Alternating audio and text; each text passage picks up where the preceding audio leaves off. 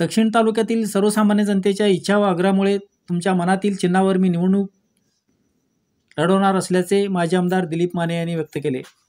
दक्षिण विधानसभा मतदारसंघातील जनता सत्ता असो किंवा नसो माझ्या पाठीशी आहे, याच विश्वासाने मी आयुष्यभर तुमच्याबरोबर आहे व राहीन.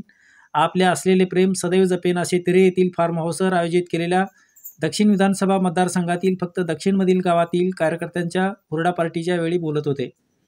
यावेळी गुरुसिद्ध मेत्रे, सिकंदर ताज पाटील, अशोक देवकते, आप्पाराव कोरे, योगीराज दिंडोरे, रमेश नवले, सिद्धाराम हनुमाने, लोकाप्पा माशाळे, सचिन गुंड, राम गायकवाड, शकील कुडले, मल्लू शेंडगे, अरुण बिराजदार, रमजान नदाब, आप्पासाहेब काळे, गंगाधर बिराजदार, श्रीकांत मेलगे पाटील, निखिल देशपांडे, चंद्रकांत खुपसंगे, प्रथमेश पाटील, नागेश पाटील, आसिफ शेख, बशीर शेख, मुजीर शेख, पुरण्णा गावडे, बसवराज बिराजदार, राजू सगरे, विठ्ठल पाटील, बाळासाहेब माने, रावसाहेब पाटील, राजू गंगदे, अनुरसिद्ध पाटील, प्रमोद शिंदे, इरण्णा पाटील यांच्यासह तालुक्यातील सरपंच, उपसरपंच व कार्यकर्ते मोठ्या संख्येने उपस्थित होते.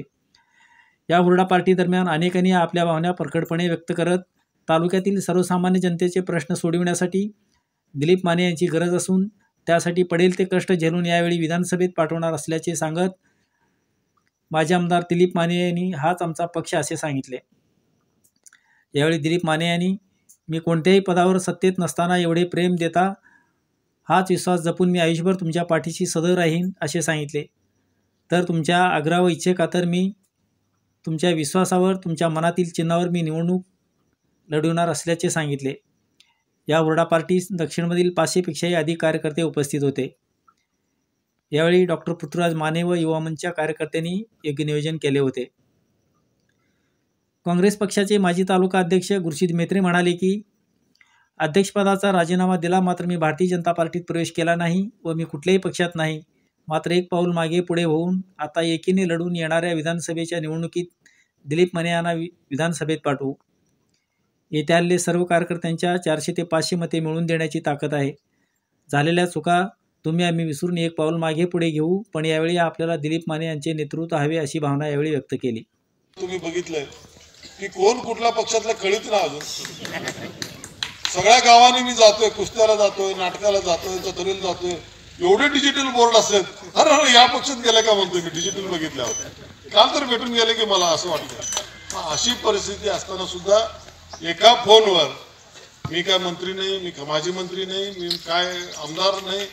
आता भविष्यामध्ये तुमचा आशीर्वाद आहे, मानेसाहेब आपल्याला सहकार्य करतील या अपेक्षा आहे. आणि निश्चितपणे मी सांगतो तुम्ही मला मदत करा. जसं आता काम करतो त्याच्या चौपट परिस्थितीने मी तुमच्या पाठीशी उभा राहतो एवढं निश्चित.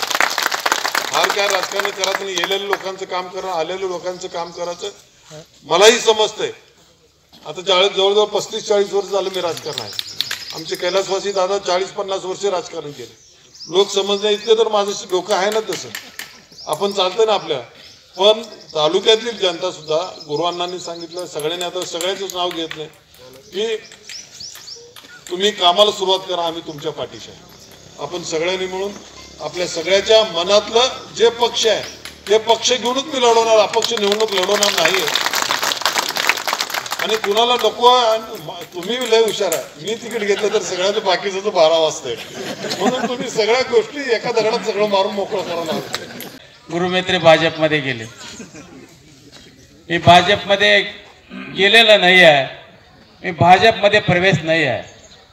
माझं एक काम बापूंनी केलेलं होतं. मी सभापती असताना पाण्याचा प्रश्न फार मोठा होता, ते मी बोलत होतो सतत. मला सहकार्य करावं तुम्ही, मग मी पाण्याचा प्रश्न सोडवितो म्हणल्यावर सोडविल्यानंतर मी खरोखरच मी काँग्रेस पक्षाचा तालुका अध्यक्ष 15 वर्ष होतो. मी राजीनामा देऊनच त्यांना सहकार्य केलेलं आहे, पण भाजपमध्ये प्रवेश केलेला नाही आहे. आज मी कुठल्याही पक्षात नाही आहे. मी शिंदे साहेबांचा कार्यकर्ता आहे, माने साहेबांचा कार्यकर्ता आहे, बाळासाहेबांचा कार्यकर्ता आहे, शिवशरण अण्णाचा देखील कार्यकर्ता आहे, काळेरी साहेबांचा कार्यकर्ता आहे. परवा आमच्यामध्ये मंद्रुपमध्ये मैदान मुळशीदप्पा यात्रेनिमित्त भरविलं. सगळ्यांना मी एकत्रित आणलेलं आहे. मला या ठिकाणी राजकारणाबद्दल बोलायचं नाही, पण आता बोलायचा प्रसंग आला म्हणून बोलावं लागतंय. मी असं ठरवलं कुठल्याही पक्षात जायचं नाही, पण नेमकं आम्हाला कोणाला निवडून आणायचं त्यांना निवडून आणल्याशिवाय सोडायचं नाही. पक्ष बांधिलकी